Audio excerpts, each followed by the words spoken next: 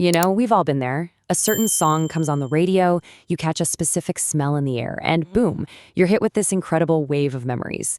We call it nostalgia, right? But what if I told you it's way more than just a little trip down memory lane? Turns out it's a secret superpower built right into your brain.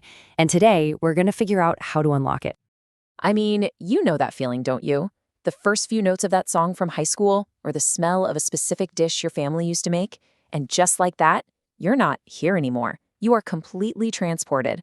These are the triggers, the little keys that unlock the really powerful experience of nostalgia. So the word itself actually gives us a huge clue about what's going on. It was coined over 300 years ago by a Swiss doctor, and get this, he was originally using it to describe the intense homesickness of mercenaries. It's this perfect blend of a joyful memory, the return, with that little ache that the moment is gone, the pain. That's exactly why it feels so uniquely bittersweet. Okay, now here's where the story gets really fascinating. For centuries, nostalgia was actually considered a disease, like a sign that you were somehow broken or just stuck in the past. But modern science? Oh, it's discovered something absolutely incredible. And this slide just lays it out so clearly. We've gone from seeing nostalgia as this negative thing, a problem that needed to be fixed, to understanding it as this amazing psychological resource. So it's not about being stuck in the past. It's about using those roots to help us grow stronger in the future. So what's actually in this psychological toolkit? Well, research shows that nostalgia actively makes us more optimistic and can seriously cut down on negative feelings like loneliness. It also gives our self-esteem a boost, helps us be more creative, reminds us of our own value, and even gives us the emotional strength to deal with whatever we're facing today. And here's where it gets even deeper. Nostalgia does more than just make us feel good. It helps us feel like our lives have meaning. It connects the dots between who we used to be and who we are now, creating this story of our lives that makes sense. The crucial point here is it grounds us in our own identity. And the benefits don't just stop with us either. Nostalgia is so social. It strengthens our bonds with people, making us feel more loved and supported. But check this out. Studies have actually shown it makes us more empathetic. And, this is wild, it can even reduce prejudice towards people who aren't in our immediate circle. It's a seriously powerful tool for connection. So we know it's powerful, but what's actually happening inside our heads when that wave of nostalgia hits? Okay, let's dive into the neuroscience and see how this magic really works. So in the simplest terms, nostalgia is a full-on brain workout. It gets the parts of your brain that store memories and the parts that process pleasure and reward to light up at the same time.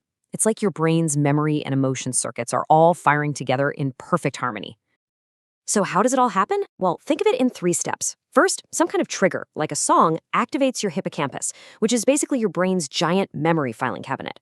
Step 2, that memory center then sends a signal over to your brain's reward system. These are the parts that release all those feel-good chemicals. And finally, these 2 systems working together, that's what creates that powerful positive feeling we call nostalgia. It's memory and pleasure firing in perfect sync. And what's really interesting is this brain activity isn't the same for everybody. This chart here shows a super cool discovery. When listening to nostalgic music, older adults show a significantly stronger brain response than younger adults do.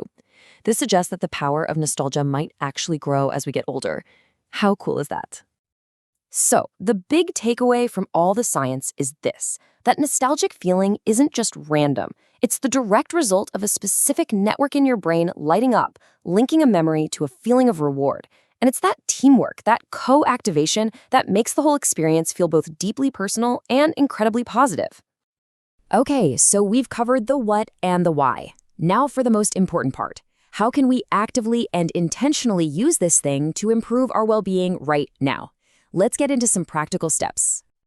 The key to healthy nostalgia is just being intentional about it. Don't just sit around and wait for it to happen. You can actually create it. Pull out an old photo album, make a playlist of all your high school jams, or cook that one recipe your grandma always used to make.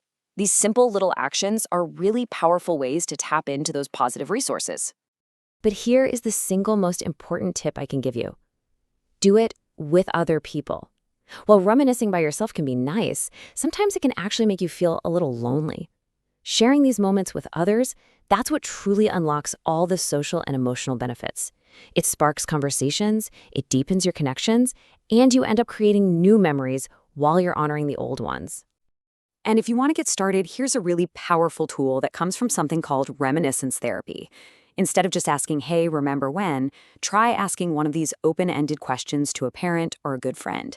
They're specifically designed to unlock stories and create a really meaningful shared experience.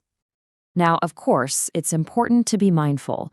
Nostalgia can become unhealthy if you start using it as a crutch to avoid what's happening in the present, or if you find yourself getting stuck.